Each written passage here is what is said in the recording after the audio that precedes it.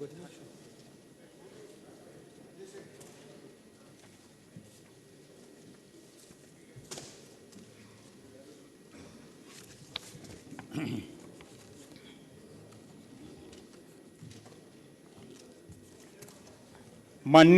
सभापति कर्नाटक विधान परिषद, माननीय अध्यक्ष कर्नाटक विधानसभा, कर्नाटक के माननीय मुख्यमंत्री, कर्नाटक के विधानमंडल के माननीय सदस्यगण, मैं वर्ष 2021 के लिए राज्य विधानमंडल के संयुक्त सत्र में आप सभी का हार्दिक स्वागत करता हूँ।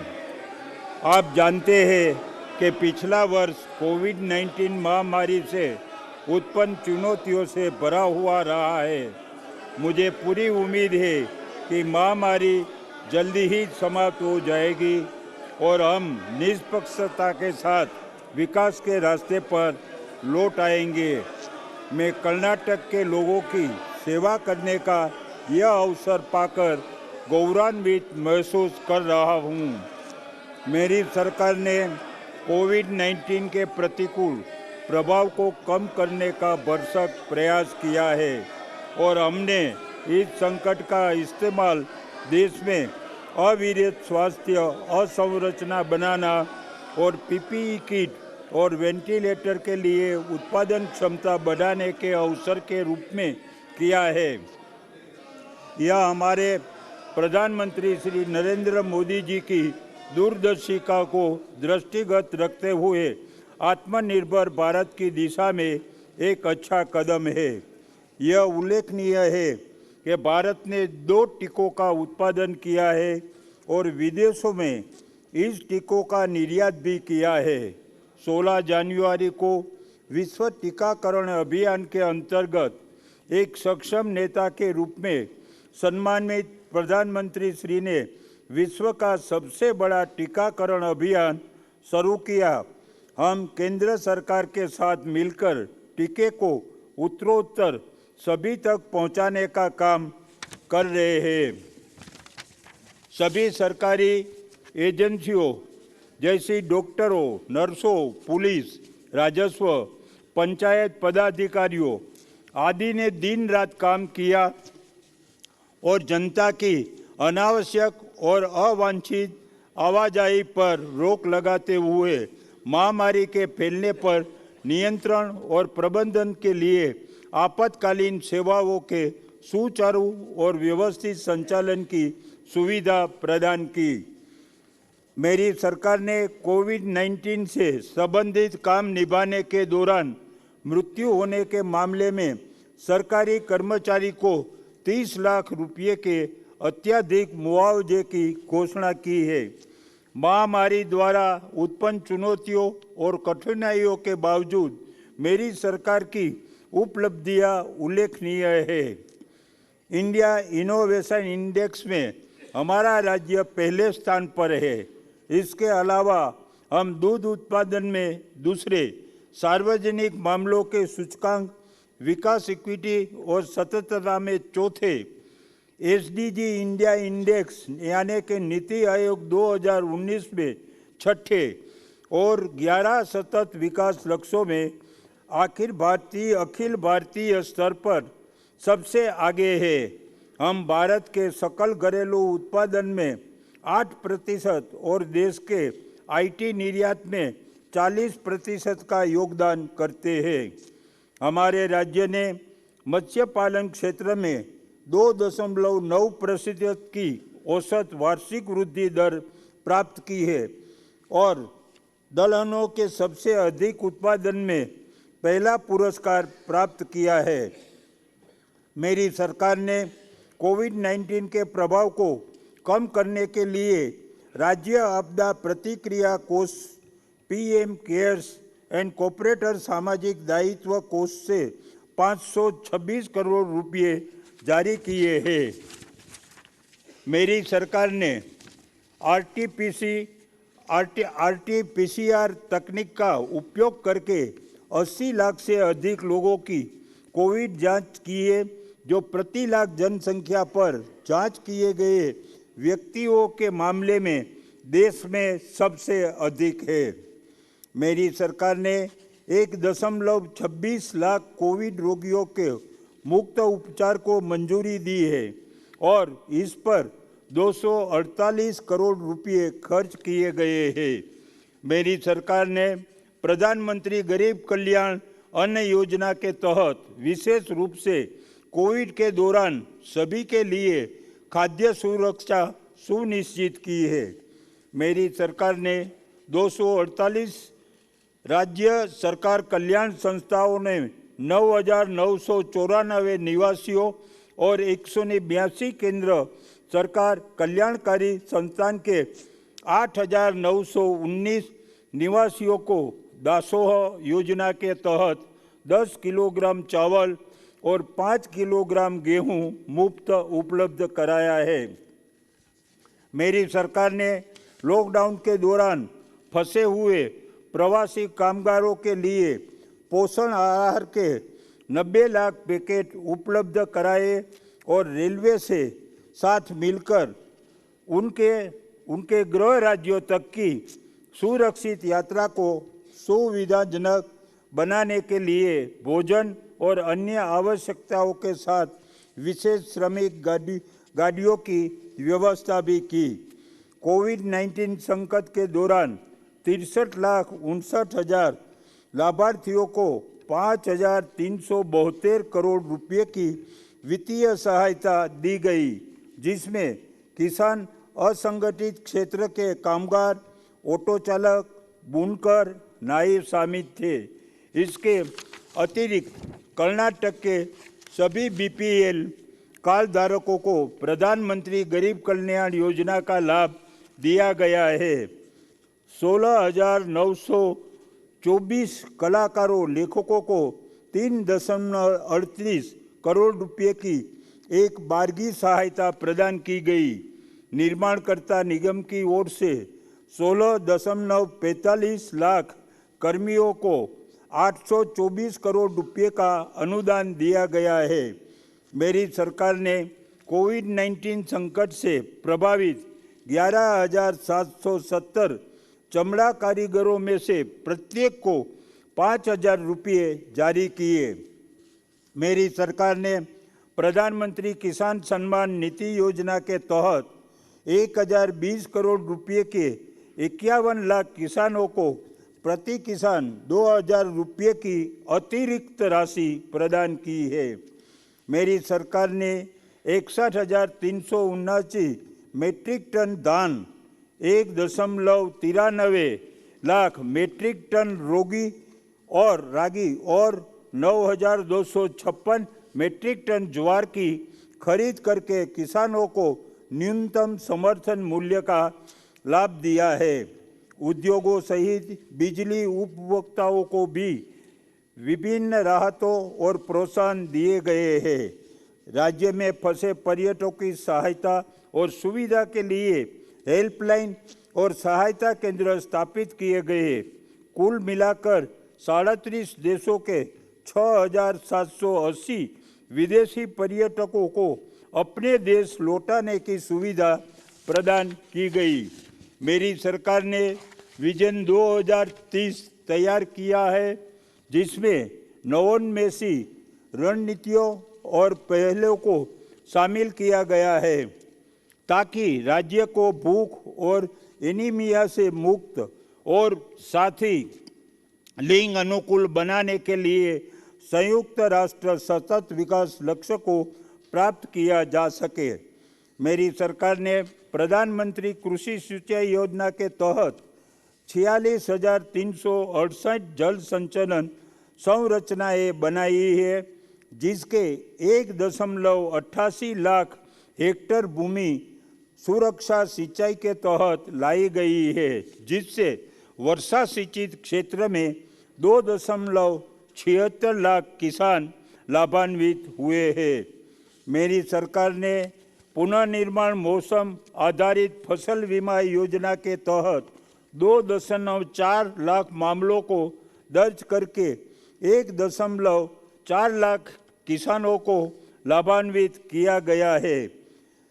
खरीफ 2019-20 के संबंध में 3.11 करोड़ में 296 करोड़ का दावा बीमा कंपनियों द्वारा निपटा दिया गया है। खरीफ 2020 में सर्वेक्षण किए गए 2.10 करोड़ भूखंडों में से लगभग 80 लाख भूखंडों को किसानों द्वारा स्वयं अपलोड किया गया था। कर्नाटक में किसान के सक्रिय सहयोग द्वारा फसल सर्वेक्षण डाटा का डिजिटीकरण करके भारत सरकार ने प्रशंसा की है। 23,064 हेक्टेयर क्षेत्र में बागबानी फसलों का विस्तार किया गया है। 32,878 हेक्टेयर में ड्रिप सिंचाई प्रणाली स्थापित है। 3,438 हेक्टेयर में एकीकृत कीट और रोग प्रबंधन किया गया है। 1,089 एकलितर प्रबंधन इकाइयों को स्थापित करने के लिए सहायता प्रदान की गई है। मेरी सरकार ने 2020-21 से 2026-27 तक राज्य के 21 जिलों में जल संचयन संरचना को निर्माण के लिए अभिनव विकास के माध्यम से कृषि पुनरुद्धार के लिए पनधारा पुनर्जीवित करने की विश्व बैंक की परियोजना को 600 करोड़ रुपये के बजट के साथ अनुमोदित किया है। मेरी सरकार ने 4,540 करोड़ रुपये की आर्थिक प्रगति के साथ महात्मा गांधी राष्ट्रीय ग्रामीण रोजगार गारंटी योजना के तहत कुल 1,194 लाख श्रम दिवस सृजित किए हैं।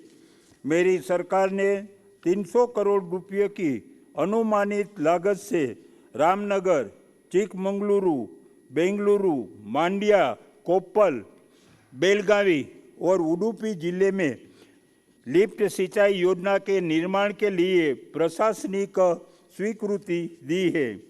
मेरी सरकार ने 142 करोड़ रुपये की अनुमानित लागत पर बल्लारी, चित्रदुर्गा और हुबली धारवाड़ के शहरी स्थानिक निकायों में पीपीपी आधारित अपशिष्ट जल का उपचार शुरू किया है।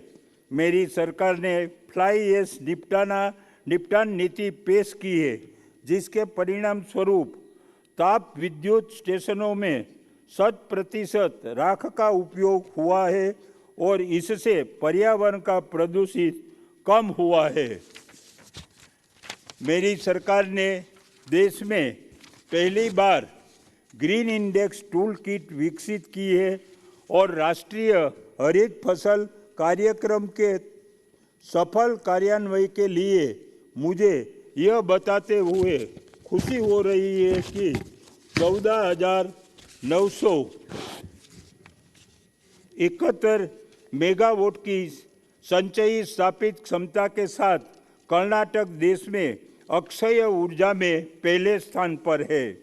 मेरी सरकार ने केंद्र प्रायोजित योजना दीनदयाल उपाध्याय ग्राम ज्योति योजना और सौभाग्य योजना के तहत 14,320 गैर विद्युतीकृत घरों का विद्युतीकरण किया है।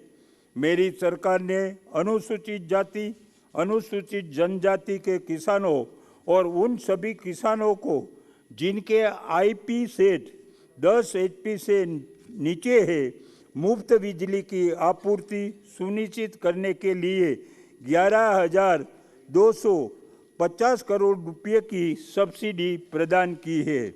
मेरी सरकार ने शिक्षक और अभिभावक हेल्पलाइन शिक्षा मित्र और मक्कमवाली यूट्यूब चैनल का लॉन्च किया है, जिसने पूरे देश का ध्यान आकर्षित किया है। स्कूल के पाठ्यक्रम को संक्षिप्त शैक्षणिक अवधि के लिए फिर से बनाया गया है। मेरी सरकार ने पूर्व छात्र संघों और विभिन्न संगठनों ने दान एकत्र करके लिए माई स्कूल माई कंट्रीब्यूशन यानी नन्ना साले नन्ना कोडुगे नामक एक अभिनव कार्यक्रम शुरू किया है। आज तक जनप्रतिनिधियों, समुदाय के गणमान्य लोगों, स्वयंसेवी संगठनों ने 1500 स्कूलों को इसके अंतर्गत अपनाया है। मेरी सरकार ने लर्निंग मैनेजमेंट सिस्टम की शुरुआत करके कॉलेज में गुणवत्तापूर्वक शिक्षकों को बढ़ावा दिया है, जो छात्रों को वेब आधारित प्लेटफॉर्म, ऐप और स्मार्ट कक्षा के माध्यम से विषय सामग्री का उपयोग करने की अनुमति देगा। मेरी सरकार ने 150 सरकारी औद्योगिक प्रशिक्षण संस्थाओं के उन्नयन के लिए टाटा टेक्नोलॉजी लिमिटेड के साथ एक समझौता पर हस्ताक्षर किए हैं। मेरी सरकार ने केंद्र प्रायोजित योजना के तहत चिक्काबल्लापुर, हावेरी, यादगिरी और चिकमंगलूर जिले में से प्रत्येक जिले में 325 करोड़ रुपए की लागत से एक मेडिकल कॉलेज मंजूर किए हैं।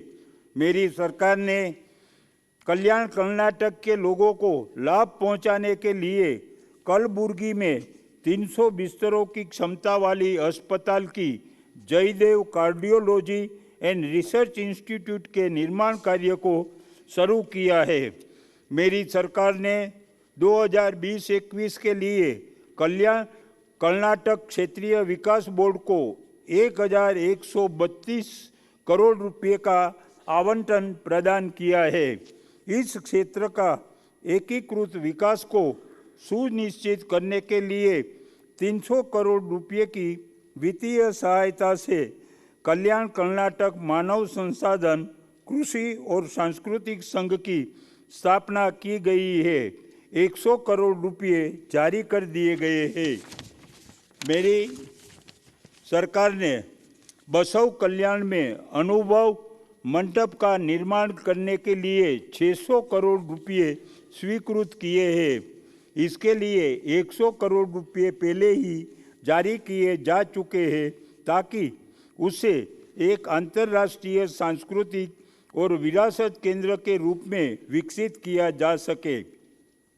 मेरी सरकार ने बेंगलुरु शहर के प्रशासन के लिए एक पृथक विधान के रूप में बृहद बेंगलुरु महानगर पालिका अधिनियम बनाया है और बेंगलुरु में रहने वाले लोगों के जीवन की गुणवत्ता में सुधार के लिए बेंगलुरु मिशन 2022 शुरू किया है। बेंगलुरु शहर में बुनियादी ढांचे और विकासात्मक कार्यों के लिए 8,015 करोड़ रुपए अनुमोदित किए हैं। मेरी सरकार ने नवनगरोत्थान कार्यक्रम के तहत 1,060 करोड़ की लागत के नालों के निर्माण को मंजूरी दी है। बीबीएमपी के तहत हाल ही में शामिल किए गए 110 गांवों को भूमिगत जल निकासी सुविधा प्रदान करने के लिए 1,000 करोड़ रुपए मंजूर किए गए हैं। नगरोत्थान के तीसरे चरण के तहत 263 शहरी स्थानीय निकायों में 1,598 कार्य पूरे हो चुके हैं। मेरी सरकार ने 14,909 आवास इकाइयों के निर्माण के लिए 256 एकड़ के क्षेत्र में 35 आवास परियोजनाएं शुरू की है। मेरी सरकार ने स्वच्छ भारत के मिशन के तहत 3.15 लाख व्यक्ति घरेलू शौचालय का निर्माण किया गया है और अमृत योजना के तहत 1,680 करोड़ रुपए की राशि के 306 कार्य पूरे किए गए हैं।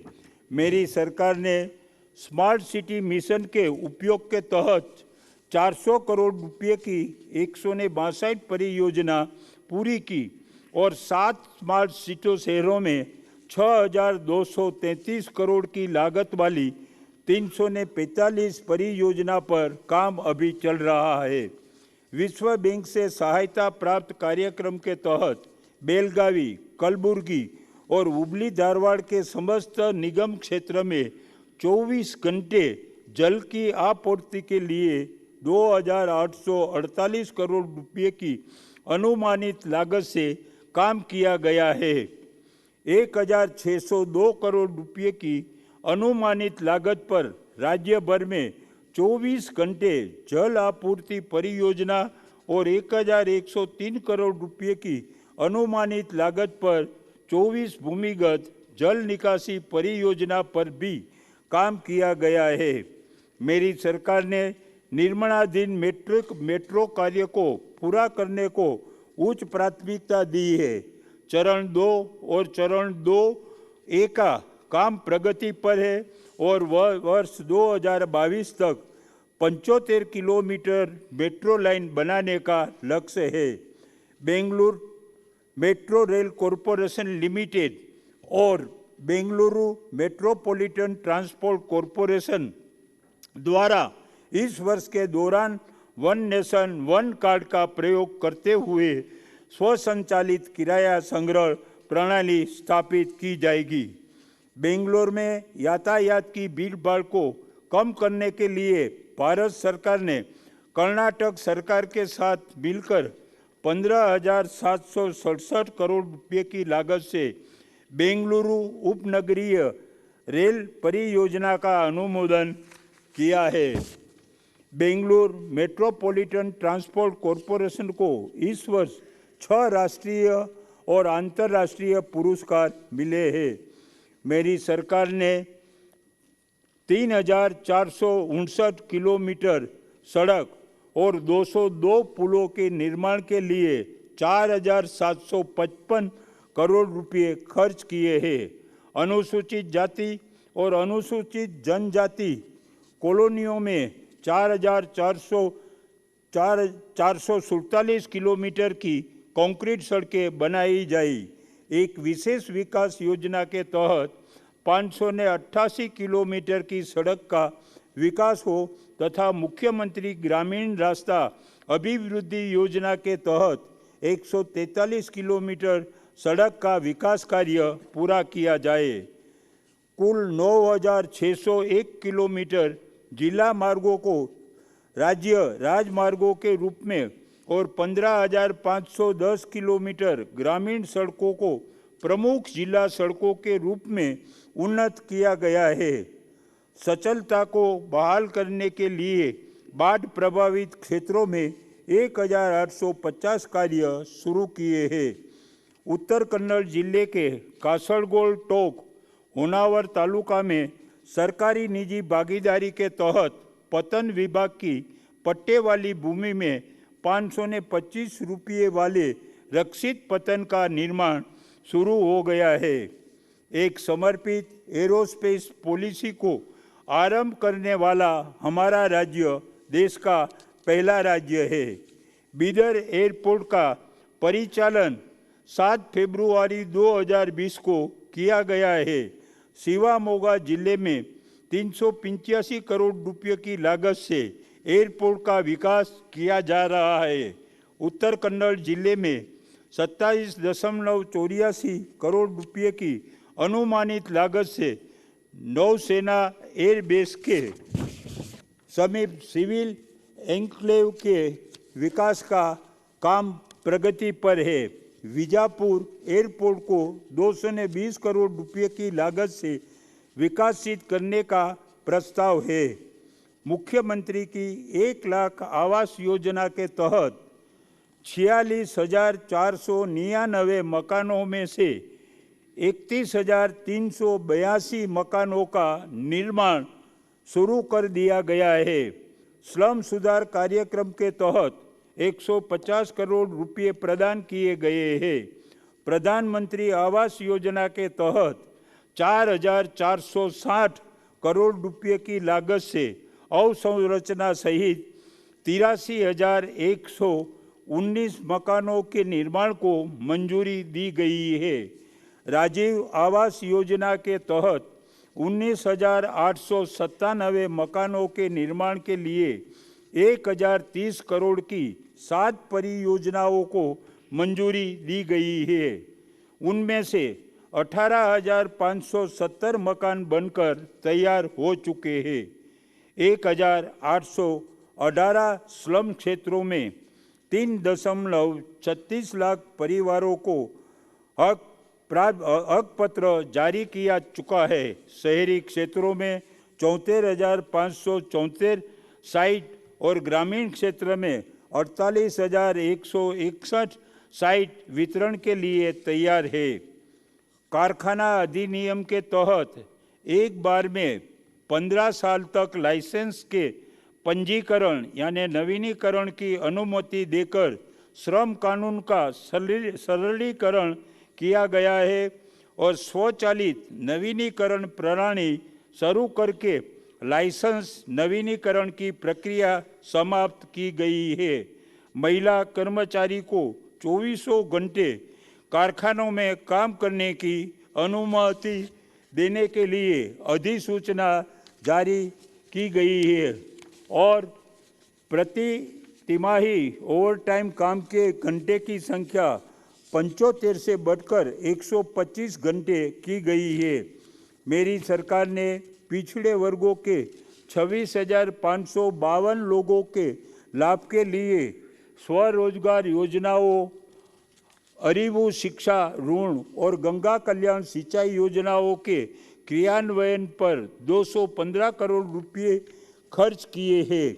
मेरी सरकार ने अनुसूचित जाति के विकास के लिए 17,863 करोड़ रुपया और अनुसूचित जाति के विकास के लिए 7,754 करोड़ रुपये आवंटित किए हैं। विभिन्न निगमों के माध्यम से 15,837 अजा लाभार्थियों को ऋण दिया गया है।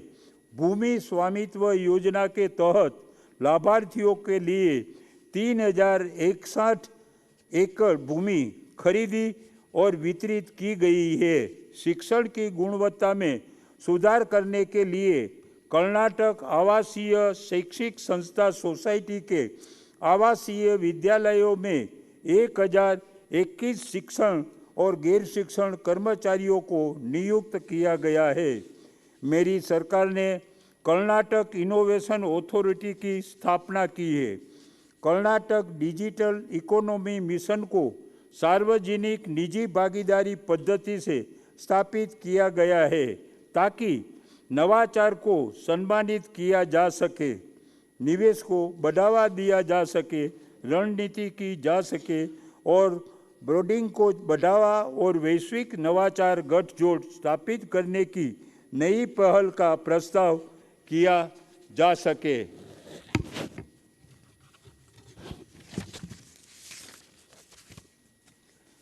मेरी सरकार ने बेंगलोर से बाहर आईटी को बढ़ावा देने पर विशेष ध्यान देते हुए नए आईटी नीति 2020-25 की घोषणा की है। वार्षिक flagship event Bengaluru tech summit का आयोजन एक आभासी मंच पर सफलतापूर्वक किया गया, जिसमें 25 विदेशी देशों की भागीदारी थी। मुझे यह बताते हुए खुशी हो रही है कि भारत के माननीय प्रधानमंत्री ने इस आयोजन का उद्घाटन किया, जिसमें ऑस्ट्रेलिया के प्रधानमंत्री और स्विस संघ के उपाध्यक्ष की आभासी भागीदारी थी। मेरी सरकार ने नीति आयोग की तर्ज पर एक विशेष इंटर्नशिप अभियान शुरू किया, जो स्नातकोत्तर युवाओं ने अभिनव समाधान की मांग करता है। अब तक 35 कार्य पूरे हो चुके हैं और 50 प्रगति पर है। मेरी सरकार ने विधानसौधा में स्थित मुख्यमंत्री कार्यालय से लेकर जिला स्तर के कार्यालयों तक ई ऑफिस सुविधा का विस्तार किया है। बेंगलुरु में जन सेवक सेवा शुरू की गई और नागरिकों को 42,000 से अधिक सरकारी सेवाओं पर घर बैठे दी गई। ग्राम स्तर पर सभी नागरिक केंद्रित गतिविधि के लिए ग्राम प्रथम को एकल बिंदु सहायता केंद्र के रूप में परिकल्पित किया गया है। कर्नाटक वन विभाग के सहयोग से कर्नाटक राज्य रिमोट सेंसिंग एप्लीकेशन सेंटर ने जंगल की आग के कारण जंगल को होने वाले नुकसान को रोकने के लिए एक फॉरेस्ट फायर मॉनिटरिंग सेल की स्थापना की है। पूरे बजटीय आवंटन की निगरानी के लिए सेंटर फॉर स्मार्ट गवर्नेंस के सहयोग से योजना विभाग ने अवलोकन पोर्टल शुरू किया गया। 20,000 कार्यान्वयन अधिकारियों द्वारा 1800 योजनाओं की निगरानी की गई। मेरी सरकार ने प्रतिवर्ष 10% औद्योगिक विकास को बनाए रखने के मिशन के साथ नई औद्योगिक नीति 2020-2025 पेश की, जिसमें 5 लाख करोड़ रुपए के निवेश को आकर्षित करना, 20 लाख व्यक्तियों के लिए रोजगार के लिए अवसर पैदा करना और प्रौद्योगिकी अपनाना और नवाचार के लिए इकोसिस्टम को सक्षम बनाना शामिल है। मेरी सरकार ने 53,295 करोड़ रुपए की निवेश क्षमता के साथ 366 परियोजनाओं को मंजूरी दी है, जिसका उद्देश्य इस वर्ष के दौरान 1.54 लाख नौकरियों पैदा करना है। उद्योगों को भूमि की आसान उपलब्धता को बढ़ावा देने के लिए मेरी सरकार ने कर्नाटक भूमि सुधार अधिनियम 1961 में संशोधन किया है। मेरी सरकार ने प्रधानमंत्री रोजगार सृजन कार्यक्रम के तहत 1763 इकाइयाँ स्थापित की है। मेगा और बड़े उद्योगों को वेट SGST ब्याज मुक्त ऋण प्रदान करने के लिए 600 करोड़ रुपए आवंटित किए गए हैं। मेरी सरकार ने नई रेल नीति 2020 लागू की, जिसमें धाराओं, तालाबों और जिलों में उत्पन्न रेल को बेचने का प्रावधान किया, उपलब्ध रेत को बेचने का प्रावधान किया गया है। प्रभावी निगरानी के लिए Karnataka stone regulation crusher act 2011 में संशोधन किया गया है।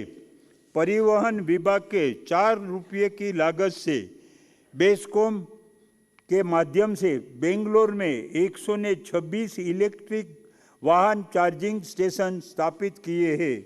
कर्नाटक रोड ट्रांसपोर्ट कॉरपोरेशन ने एक स्केप बस को स्त्री टॉयलेट नामक एक सुसज्जित महिला शौचालय में बदल दिया, जिसने economic times government global smart city award जीता है। मेरी सरकार ने नई पर्यटन नीति 2020-25 आरंभ की है।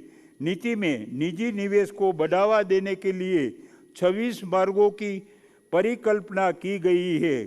कर्नाटक राज्य में 844 स्मारकों में से बेंगलोर क्षेत्र में 105 स्मारकों की 3D मैपिंग और लेजर स्कैनिंग की गई है। मेरी सरकार रामनगर जिले में वीरपुरा स्थिति श्री श्री श्री श्री शिव कुमार स्वामी जी के जन्मस्थल को एक सांस्कृतिक और विरासत केंद्र के रूप में विकसित करने के लिए 25 करोड़ रुपए की राशि मंजूर की है। रामनगर जिले के बानंदुर गांव स्थित श्री श्री श्री बाल गंगाधरन नाथ स्वामी जी के जन्म स्थान को भी एक सांस्कृतिक और विरासत केंद्र के रूप में विकसित करने के लिए 25 करोड़ रुपए मंजूर किए गए हैं। मेरी सरकार ने कर्नाटक के पूर्व मुख्यमंत्री स्वर्गीय श्री एस निजलिंगप्पा के चित्रदुर्गा जिले में स्थित जन्म स्थान को विकसित करने की योजना बनाई है। मेरी सरकार ने 25 करोड़ रुपए की लागत से बेंगलुरु अंतर्राष्ट्रीय विमानपत्तन के परिसर में नाथ प्रभु के केम्पेगौड़ा की प्रतिमा स्थापित करने का निर्णय लिया है। मेरी सरकार ने पुलिस विभाग में भर्ती प्रक्रिया को कारगर बनाने के लिए कदम उठाए हैं। 2019-20 के दौरान 603 सब इंस्पेक्टर और 3,566 पुलिस कांस्टेबल भर्ती किए गए हैं। वर्ष 2020-21 के लिए सब इंस्पेक्टरों के 653 पदों और पुलिस कांस्टेबल के 6,685 पदों पर भर्ती की प्रक्रिया चल रही है। पुलिस विभाग में सभी भर्तियां में खिलाड़ियों के लिए 2% कोटा निर्धारित किया गया है, जिससे पुलिस बल में शारीरिक फिटनेस और खेल कूद को बढ़ावा मिलेगा। मेरी सरकार ने कर्नाटक राज्य अग्निशमन और आपातकालीन सेवाओं के लिए 1561 कर्मी की भर्ती शुरू की है। अग्निशमन बल ने 2051 मानव जीवन और 482 करोड़ रुपये की सार्वजनिक और निजी संपत्ति बचाई है। सरकार ने 25 करोड़ रुपये की लागत से 90 मीटर ऊंचाई के एरियल लेडर प्लेटफॉर्म की खरीदी को मंजूरी दी है। यह आग बुझाना और बचाव अभियान के लिए देश की सबसे ऊंची सीढ़ी होगी। मेरी सरकार ने आपदा प्रबंधन के लिए उन्नत बचाव उपकरणों के लिए 30 करोड़ रुपये मंजूर किए हैं। मेरी सरकार ने ड्रग्स के खिलाफ युद्ध की घोषणा की है। समाज विशेष रूप से युवाओं पर ड्रग्स के प्रतिकूल प्रभाव को ध्यान में रखते हुए सभी कानून प्रवर्तन एजेंसियों ने मादक पदार्थ की तस्करी, परिवहन और उनकी खपत की रोकथाम और नियंत्रण के लिए अपने प्रयासों को समन्वित किया है। 4066 मामले में दर्ज किए गए और 34 करोड़ रुपये की नारकोटिक्स जब्त की गई। राज्य भर में संकटपूर्ण कॉल पर तुरंत कार्रवाई करने के लिए 80 करोड़ रुपये की लागत से केंद्रीय कमांड केंद्र के निर्माण के लिए स्वीकृति दी गई है। पुलिस गृह 2025 योजना के तहत 2000 करोड़ रुपये की लागत से अगले 5 वर्ष में 10,000 पुलिस क्वार्टर बनाने के लिए प्रशासनिक स्वीकृति दी गई है। बेंगलोर के मडीवाड़ा में